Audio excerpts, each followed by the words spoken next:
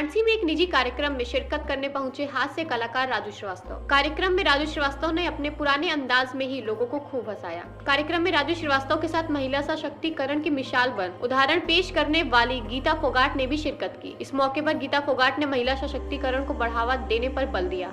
उन्होंने कहा कि आज देश के सभी खेलों में महिलाओं का योगदान निरंतर बढ़ता जा रहा है और ऐसे में सरकार को भी महिलाओं का सहयोग करना चाहिए। उन्होंने कहा कि बनारस की कई लड़कियां खेलों में अपना सर्वश्रेष्ठ प्रदर्शन कर रही हैं, ऐसे में उन्हें प्रोत्साहित करना चाहिए। देखिए, मैं तो यहाँ पे यही कह सकती हूँ कि मैं हरियाणा से हूँ बेसिकली, और मेरी इच्छा है ज़रूर करने की स्पोर्ट्स में, और मैं जिस फील्ड से आती हूँ रेसलिंग से, तो उसमें मेरी इच्छा है कि मैं आने वाले टाइम में, मेरा सपना भी है कि आने वाले टाइम में मैं एक रेसलिंग एकेडमी खोलूँ, खासकर कि लड़कियों के लिए मैं खोलना चाहती हूँ। और मुझे लगता है कि मैं इससे बेहतर और कुछ नहीं कर सकती कि लड़कियों को बढ़ावा देने के लिए, और जिस फील्ड से मैं आती हूँ उस फील्ड में। और जहाँ तक की बात है कि अगर यहाँ की गवर्नमेंट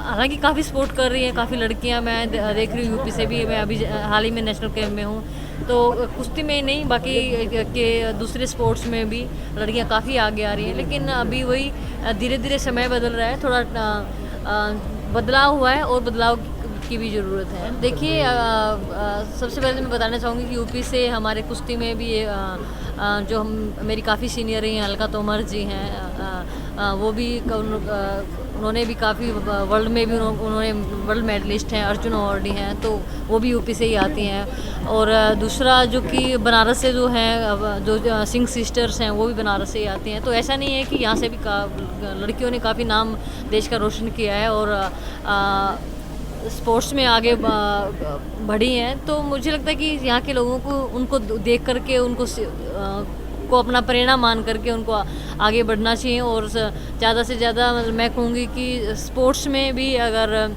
ज़रूरी नहीं कि ओलंपिक मेडल जीते, लेकिन स्पोर्ट्स हर किसी को जीवन में स्पोर्ट्स को उतारना चाहिए। देखिए, बिल्कुल, देखिए, दोनों चीज़ों को अगर हम किसी चीज़ का टारगेट लेके चलते हैं कि मैं पढ़ाई में भी अव्वल रहूं और कुश्ती में भी अव्वल, मतलब कोई भी स्पोर्ट्स में दो चीज़ें, दो नाव पर हम सवार नहीं हो के, मतलब वो परफॉर्मेंस नहीं दे पाते। लेकिन अगर हम एक फील्ड को चुनते हैं और उसी के ऊपर अगर हम पूरा फोकस करके अगर काम करते हैं तो वो बेहतर रहता है। लेकिन मैं ये ज़रूर कहना चाहूँगी कि पढ़ाई के साथ साथ, खेल के साथ साथ पढ़ाई भी ज़रूरी है। पूरा का पूरा योगदान है, पूरा का पूरा योगदान माता पिता का, क्योंकि आज हम जिस मुकाम पर खड़े हैं वो सिर्फ़ और सिर्फ हमारे माता पिता की बदौलत से है। देखिए, मेहनत हमने की है, उसमें कोई दोहराया नहीं है, लेकिन साथ के साथ मेरे पिताजी ने मेहनत भी हमारी करवाई। वो हमारे कोच भी थे, पिता भी थे। और दूसरा, उन्होंने कभी भी हमें ये नहीं सोचने दिया कि लोग क्या कहेंगे और समाज क्या कहेगा। उन्होंने कभी हमने बेटा और बेटी में उन्होंने अंतर नहीं माना, और उसी की वजह आज हम इस मुकाम पर पहुँचे हैं। कार्यक्रम की जान रहे राजू श्रीवास्तव ने बनारस का बरखान करते हुए कहा कि कोई भी कलाकार यहाँ आने का मौका नहीं छोड़ना चाहता। उन्होंने कहा कि जब भी मौका मिलता है तो वो बनारस जरूर आते हैं। बंगाल चुनाव पर अपने खास अंदाज में बोलते हुए राजू ने कहा कि बीजेपी सरकार बना रही है और 2 मई ममता गई।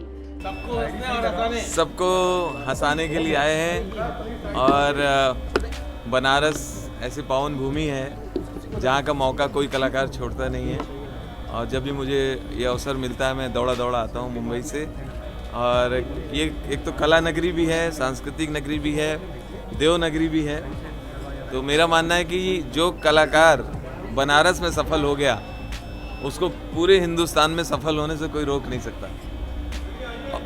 और मेरा तो ज़िंदगी का एक ही मूल मंत्र है, ज़िंदगी में ऐसा काम करो कि लोग कहें भैया तुम रहने दो, हम कर लेंगे।